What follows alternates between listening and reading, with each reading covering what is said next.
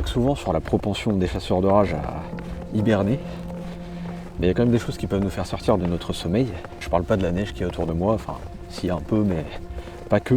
Je pense aussi simplement aux orages en fait.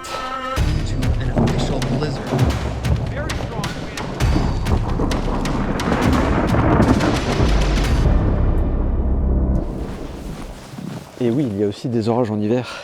Bon, je dis ça, mais je me suis rendu compte au fil des années que dans l'esprit de beaucoup de gens, les orages ne riment pas forcément avec été. Donc si vous voulez bien, on va faire comme si vous aviez tous conscience que la grosse majorité des orages, et notamment les plus violents, avaient lieu dans la saison chaude. Comme ça, cette vidéo, elle aura un peu plus de sens. Hein, ok, on fait comme ça. Surtout qu'on va pas parler uniquement des orages d'hiver, on va aussi parler des orages de neige. Oh yes! Yes! Yes! We got it, baby! We got it! We got it! Woo! Woo! We got it!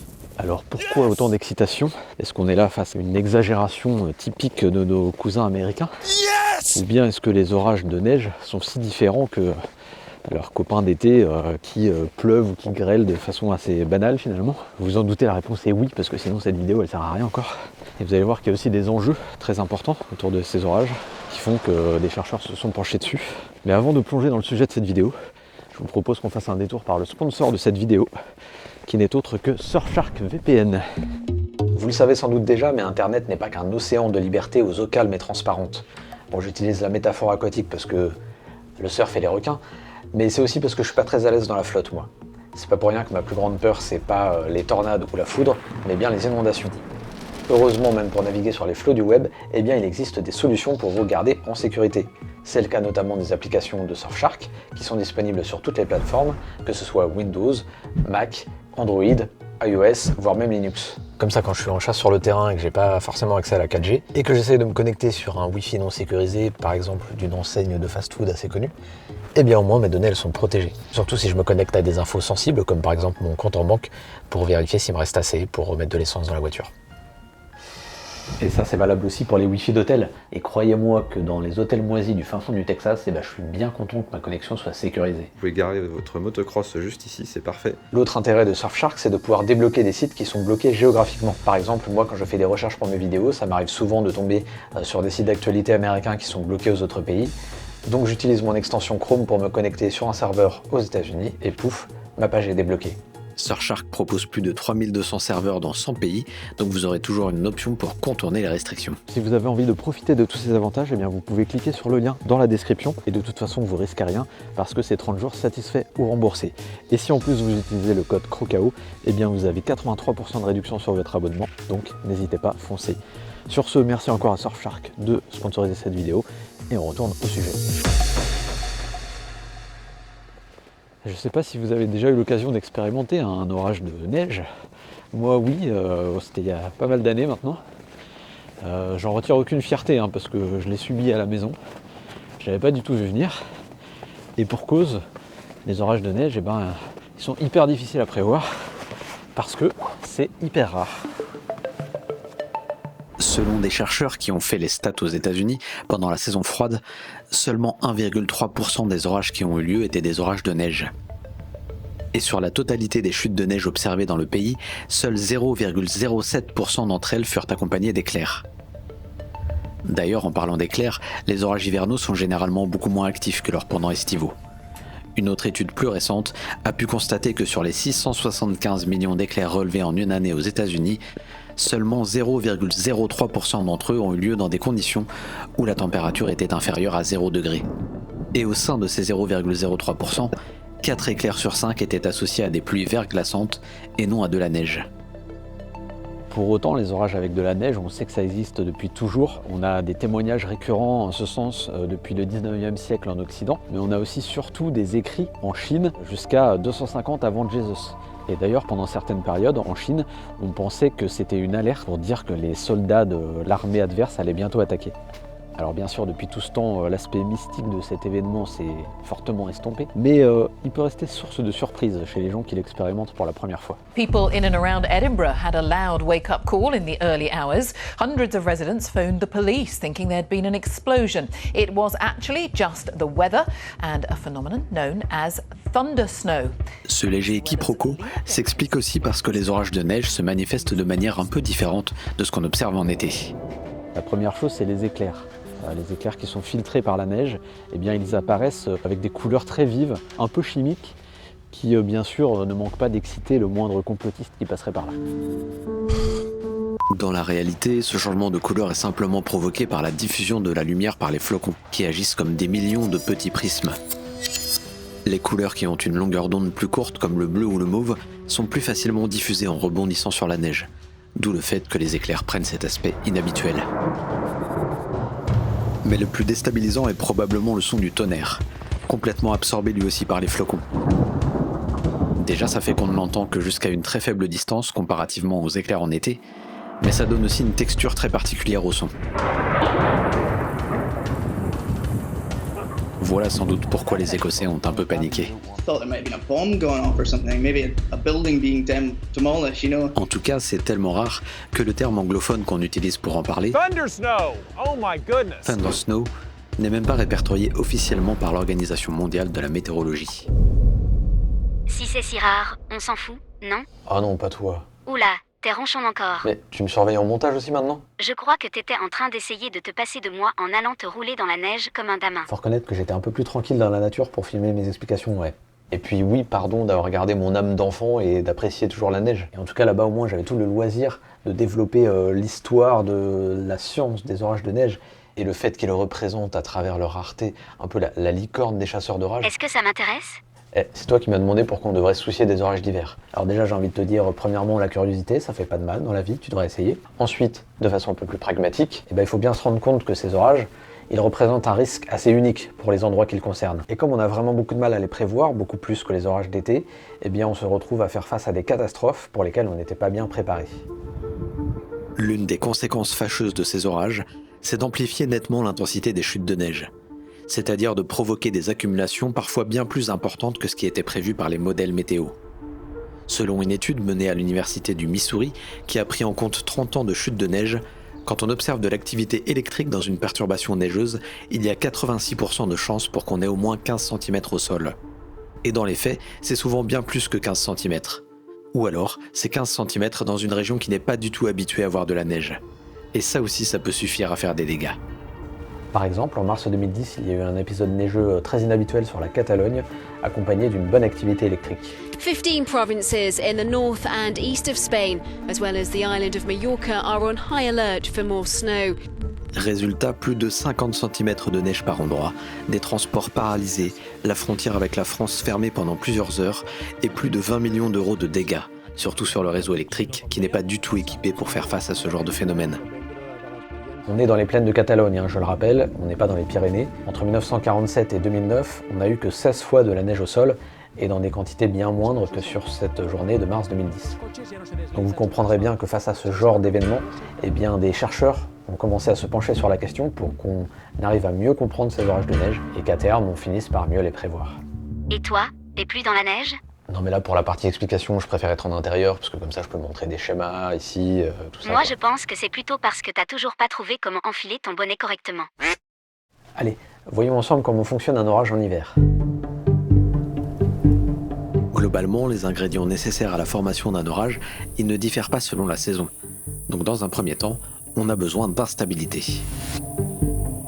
La fameuse cape dans notre jargon de chasseur, c'est-à-dire une différence de température entre le sol et les hautes couches de l'atmosphère. Parce qu'on le sait, l'air chaud est plus léger que l'air froid, et c'est donc lui qui, en se soulevant, va se condenser et créer notre nuage d'orage. Alors vous allez me dire, oui, mais en hiver, il fait super froid auprès du sol, du coup ça marche plus du tout. Eh bien si, parce que même s'il fait 0 degré auprès du sol, il peut très bien faire moins 40 degrés en altitude. Et ça, je pense que vous en conviendrez, ça reste un écart assez significatif. Mais là où je vous rejoins en partie, c'est qu'effectivement, l'air froid étant plus dense que l'air chaud, cet air à 0 degré, il va avoir beaucoup plus de mal à se soulever qu'un air à 30 degrés. Donc c'est-à-dire que l'instabilité en hiver, elle est souvent très faible. Le deuxième ingrédient nécessaire, c'est l'humidité. Parce que c'est quand l'air devient saturé en humidité qu'il se condense en gouttelettes d'eau qui constituent le nuage, qui lui-même peut finir par donner des précipitations. Mais le troisième élément le plus primordial, ça va être ce qu'on appelle le forçage. Le petit coup de pouce qui va aider cet air chaud dans les basses couches à se soulever. Parce que sans ça, même s'il y a de l'instabilité, tout le monde reste à sa place et le temps reste calme. Les forçages sont le plus souvent provoqués par les fronts météo, c'est-à-dire l'avancée d'une masse d'air homogène vers une autre masse d'air aux caractéristiques différentes. Mais le forçage peut aussi se produire à échelle plus localisée, avec de simples convergences des vents ou bien des reliefs qui vont obliger l'air à se soulever.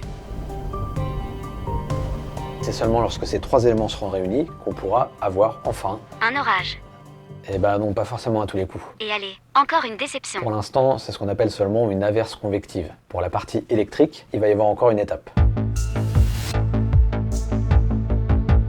Et c'est là que c'est hyper intéressant, parce que même aujourd'hui, en 2024, on ne comprend toujours pas exactement le processus qui mène à l'électrisation du nuage. L'hypothèse la plus courante explique que ce sont les frottements et les chocs entre les différentes particules au sein du nuage qui mènent à une répartition inégale des charges électriques. Entre les particules légères comme les gouttelettes d'eau qui sont entraînées par le soulèvement de l'air via la convection et les grains de glace plus lourds qui redescendent à cause de la gravité, on a des électrons qui sont arrachés et qui font que le sommet du nuage devient chargé positivement tandis que la base l'est plutôt négativement, créant une différence de polarité à l'origine des éclairs.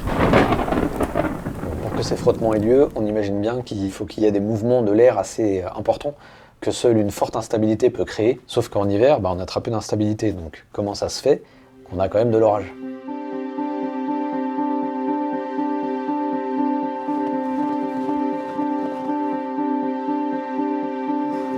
Pour répondre à ces questions, il a fallu les étudier, ces orages d'hiver. Mais comment on fait pour les étudier? Parce que c'est pas comme si on allait se poser dans un laboratoire dans la campagne pendant tout l'hiver en se disant avec un peu de chance, il y a un orage qui va passer par là. Non, ce serait pas très efficace, je crois. Bref, c'est presque encore plus difficile à chasser que les tornades. Mais heureusement, il y a la high-tech. Oh, c'est moi, ça. Non, je pensais plutôt à des trucs réellement utiles, tu vois. Plusieurs outils existent pour aider les scientifiques à étudier les orages à distance. Tout d'abord, les LMA, pour Lightning Mapping Arrays. Ce sont tout simplement des antennes qui captent les ondes à basse fréquence provoquées par les éclairs. La même chose qui donne les crépitements à la radio quand on se règle sur les longues ondes. Sauf que comme ce sont des réseaux répartis sur tout le territoire, avec la triangulation, ça permet de tout capter en 3D. Et ça, c'est super important pour la recherche. Parce qu'on peut vraiment déterminer le parcours de l'éclair dans le nuage pour mieux comprendre comment se répartissent les charges. Depuis une dizaine d'années, on a aussi l'appui des satellites géostationnaires de la NOAA, l'administration américaine en charge de l'atmosphère. Ces satellites sont équipés de capteurs infrarouges qui permettent de détecter très précisément tous les flashs au sein des orages, et donc la densité d'activité électrique aux 4 coins du globe. Donc grâce à ces outils, on a toutes les données électriques, c'est-à-dire qu'on sait là où il y a eu de l'orage, on sait avec quelle fréquence, l'intensité des éclairs, leur parcours dans le nuage, etc. Maintenant, ce qu'on va pouvoir faire, c'est mettre en corrélation ces données-là avec les données de chaque strate de l'atmosphère, la température, le vent, l'humidité. Et justement, il y a des chercheuses et des chercheurs allemands qui ont pu réunir ces données sur 74 strates de l'atmosphère et qui donc ont pu comparer ainsi ce qui se passait dans les orages d'été d'un côté et dans les orages d'hiver de l'autre. Après avoir compilé les conditions atmosphériques de chaque situation orageuse sur une période de 10 ans, les chercheurs ont remarqué que la quasi-totalité des orages d'hiver existait quasiment sans cape, sans instabilité donc, mais grâce à des forçages très conséquents, provoqués par les systèmes dépressionnaires intenses qui sont typiques de l'hiver. En plus de ça, ce qu'ils ont observé, c'est des forts cisaillements de vent dans les basses couches de l'atmosphère. C'est-à-dire qu'au lieu de s'élever verticalement, comme dans les orages d'été, les particules ont tendance à être vite éjectées sur un axe horizontal par ces vents forts. Et parfois avec autant de vigueur que dans les orages d'été, à plus de 20 mètres par seconde. C'est ce qu'on remarque sur ce schéma où les courbes bleues montrent l'itinéraire d'une particule atmosphérique quand elle est embarquée par ces forts vents. Contrairement à la montée plutôt rectiligne des particules en rouge lors d'une situation avec forte instabilité. Et ça suffirait à provoquer les frottements qu'on suppose à l'origine de l'électrisation du nuage, et donc à mener à de la foudre et des éclairs. Et le problème, c'est qu'en hiver, figurez-vous que les décharges électriques sont en moyenne plus puissantes qu'en été. Et ça, c'est un spécialiste de météorage qui nous le confirmait dans une émission du Paratonnerre il y a quelques temps. C'est-à-dire qu'on a très vite des pêches qui vont au-delà de 50 kA, et puis avec des zones où on a, et notamment en hiver, des prunes exceptionnelles qui peuvent aller au-delà. Donc moins d'impact, mais plus violent, plus de positifs notamment, j'imagine. Voilà, exactement. Des pêches et des prunes? T'es sûr qu'ils bossent pas plutôt au marché, ton expert? Non mais les pêches et les prunes, c'est une expression, c'est pour parler des impacts de foudre hyper puissants qu'on mesure en centaines de milliers d'ampères. Autant te dire le haut du panier en termes d'activité électrique. Et Stéphane Schmitt, c'est un spécialiste de chez Météorage, donc l'organisme qui étudie la foudre en France, donc on ne pourra pas avoir mieux non plus. Mais c'est quoi les machins positifs? Tu trouves ça positif de se prendre une châtaigne de 100 000 ampères? Ok. La majorité des éclairs vont de la polarité négative de la base du nuage vers la polarité positive du sol. Mais comme en hiver, les charges positives se retrouvent souvent projetées loin en aval du noyau de l'orage, eh bien une partie des éclairs rejoignent directement le sol avec cette polarité positive. La différence de potentiel étant plus grande car les charges sont plus éloignées, l'intensité de la décharge est plus importante. C'est pour ça que visuellement, on les reconnaît à leur aspect très lisse et moins sinueux que leurs collègues négatifs. Un canal bien épais qui évoque la puissance. 20% des éclairs d'hiver seraient des positifs, alors qu'ils ne représentent que 8% des éclairs en été. Mais il y a une autre chose qu'on a remarqué, et notamment grâce à l'étude de la Situ en Catalogne en 2010, c'est que les antennes et globalement les grandes structures installées par l'homme étaient à l'origine de la plupart des éclairs en hiver. Alors elles le sont déjà en été, on sait que par effet de pointe, ces structures artificielles attirent la foudre, mais a priori ce serait encore plus le cas en hiver.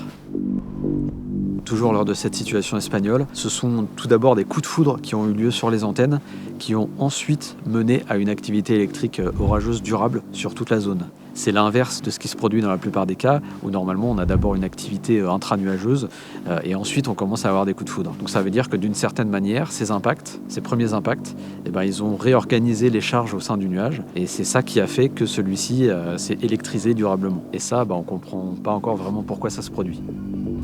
Le même syndrome a été observé au Japon, où on a noté que les dégâts sur des éoliennes liées à la foudre étaient 47 fois plus fréquents en hiver. Surtout à cause de la puissance plus élevée des décharges électriques, comme on l'a dit, mais aussi lié au fait que sur la région étudiée, 95% des foudroiements directs sur les éoliennes ont eu lieu en hiver. Attendez, donc là ce qu'on est en train de dire, c'est que ces grandes structures qui sont de plus en plus nombreuses à la surface du globe, surtout les éoliennes, seraient à l'origine des orages auxquels elles sont les plus vulnérables. C'est pas mal comme cercle vicieux ça. Les travaux de nombreux chercheurs, dont certains que nous avons vus dans cette vidéo, tentent à affirmer que l'électrisation du nuage d'orage se ferait dans la zone où la température avoisine les moins 10 degrés. C'est la couche moyenne où les scientifiques allemands ont repéré les forts cisaillements de vent. Une couche qui en hiver se situe bien plus près du sol qu'en été, et d'autant plus près du sommet de ces grandes tours artificielles. Facile donc d'imaginer une interaction renforcée entre ces antennes et le nuage. Mais pour le moment, les études ne semblent pas pouvoir décrypter précisément ce qui se passe. Je trouve que tu parles beaucoup pour dire qu'on sait pas grand-chose. Non mais la science c'est ça aussi, c'est d'avoir conscience des limites de la connaissance et de toutes les étapes qu'on a encore à franchir, de tous les accomplissements qui sont à venir. Et au moins grâce à ces recherches, on comprend déjà un peu mieux les régimes météo à l'échelle globale qui mènent à ce genre de situation d'orage de neige. En France, par exemple, la plupart de ces orages ont lieu dans le nord-ouest du pays, quand les descentes d'air froid polaire se conjuguent à l'humidité de la Manche. Mais on peut aussi avoir des situations propices dans le sud, grâce à l'humidité de la Méditerranée cette fois-ci, et au relief montagneux pour provoquer les forçages suffisants. Aux États-Unis, c'est un peu pareil, la plupart des orages de neige ont lieu dans les zones de relief ou à proximité des grandes étendues d'eau. Et ça, c'est un phénomène vraiment très typique justement dans la région des Grands Lacs. La température de l'eau diminue assez lentement en hiver. Dès qu'on a une masse d'air froid qui passe au-dessus de ça, on va avoir un combo instabilité plus humidité qui va être parfait pour déclencher des chutes de neige extrêmes dans le prolongement du lac et dans la direction du vent. En anglais, on parle de lake effect, donc effet de lac tout simplement. Le genre de phénomène qui excite particulièrement quelques passionnés américains, comme Rick Timmer qui seront souvent sur place pour les documenter. En novembre 2014, il est par exemple tombé 1,65 m de neige en moins de 48 heures dans le prolongement du lac Erie. Cet événement a causé l'effondrement de centaines de toits qui n'ont pas résisté au poids de la neige.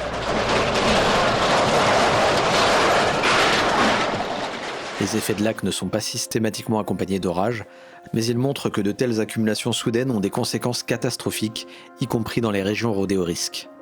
Alors on comprend le besoin de mieux anticiper leur survenue dans des zones où les prévisions sont plus complexes. Même si inévitablement pour les passionnés comme moi, on perdra un peu le charme de l'effet de surprise. Oh! Was that lightning? That was lightning. We just had it.